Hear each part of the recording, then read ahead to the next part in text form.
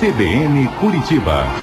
Morar numa floresta cercada pela cidade por todos os lados. Existem aqui em Curitiba algumas propriedades particulares que funcionam como um oásis para a fauna e a flora nativas de florestas com araucária.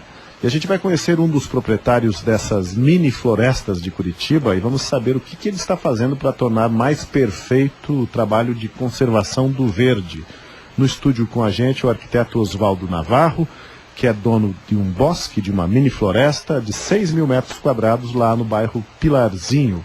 Também está com a gente no estúdio a bióloga Helenise Sipinski, da Sociedade de Pesquisa em Vida Selvagem, SPVS, que está ajudando curitibanos, como o senhor Oswaldo, a recuperar e manter da melhor forma possível as suas matas nativas, os seus bosques, os seus capãos.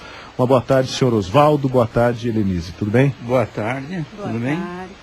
Então, vocês estão juntos aqui no estúdio e juntos também no livro recém-lançado Cultura e Biodiversidade nos Jardins de Curitiba.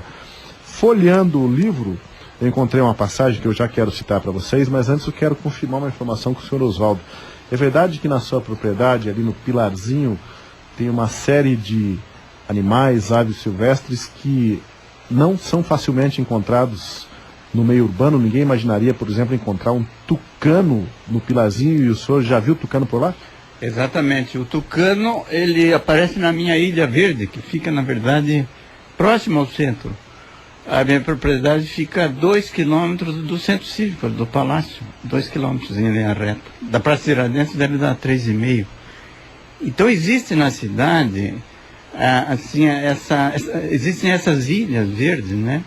E os animais, eles vêm, às vezes eles vêm de regiões aqui da região metropolitana, regiões de plantio, eles estão sendo envenenados por aí e vêm nessas ilhas, eles vêm pedir socorro. E eles aparecem, por exemplo, os tucanos, eles vêm todo dia nessa época, que é a época que floresce e tem uma frutinha preta, que eu não me lembro o nome, a Helenise deve saber, que dá justamente no inverno. Então eles vêm comer, eles comem o inverno todo, eles ficam até agosto.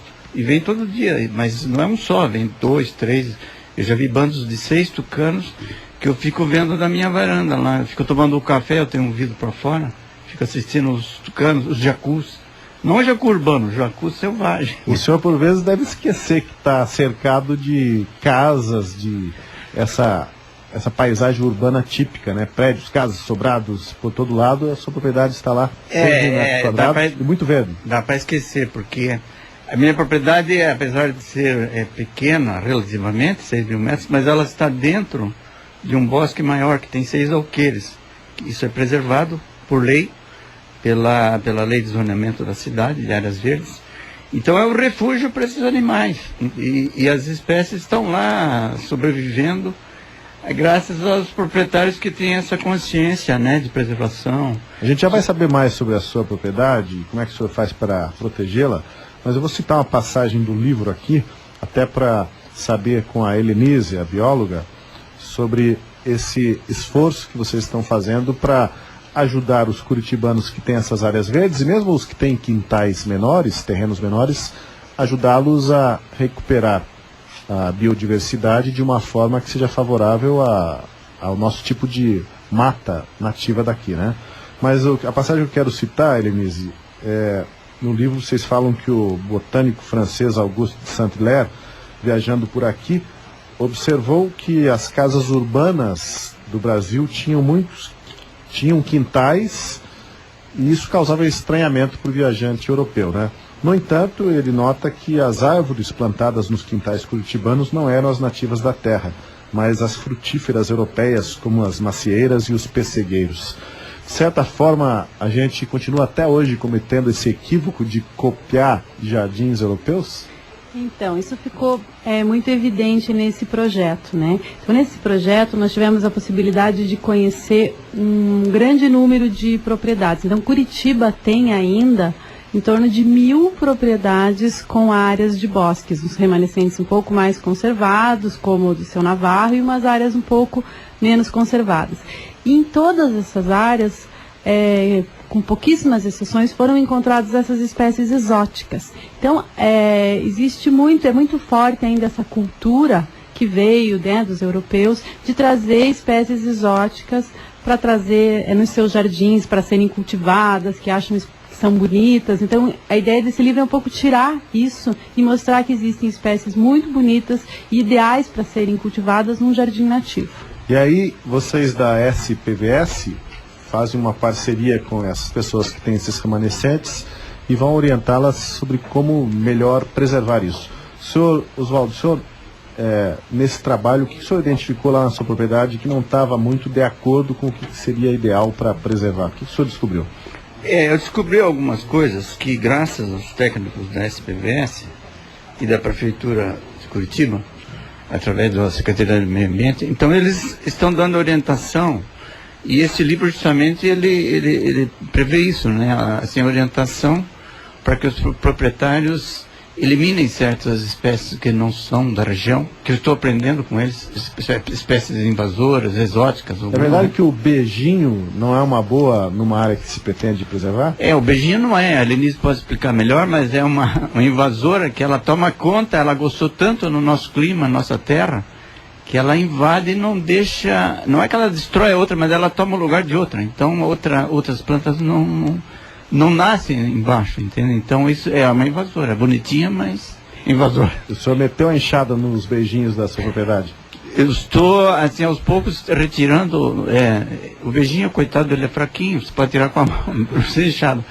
Mas retirando e qual que é o problema do beijinho, Lenise? Então, é importante colocar que existe dois tipos de espécies exóticas. Então, tem as exóticas e as exóticas invasoras. Então, essas invasoras que são os grandes problemas. Por exemplo, o beijinho é um exemplo, o pinus é outro exemplo, outra que a gente encontra bastante é a alfeneiro, pau-incenso, o gengibre. A gente falando assim, as pessoas podem não mentalizar, né? O beijinho é muito conhecido. O beijinho é muito conhecido. Da flor e todo mundo conhece. Então, mas a característica... O alfeneiro, que eu já falei aqui várias vezes sobre ele, tem na cidade. Que é uma exótica invasora, né, agressiva, é aquela que parece uns cachinhos de uvas bem pequenas, roxinhas, né, sementes, e os passarinhos gostam muito. Está em fruto e agora. Até alguém um dia desse perguntou, mas qual o problema do alfeneiro se a passarinhada faz uma festa com os frutinhos dele? Qual que é o problema? Ele não está provendo alimento aí na cidade? Então, essa é a característica complicada das espécies exóticas invasoras. Elas crescem mais rápido que as nativas, elas produzem muitos frutos. A morinha também, né? A mora. A morinha também. Isso faz com que elimine as espécies nativas. Então, na competição de uma floresta, de uma área de subbosque, as espécies nativas elas levam mais tempo para crescer.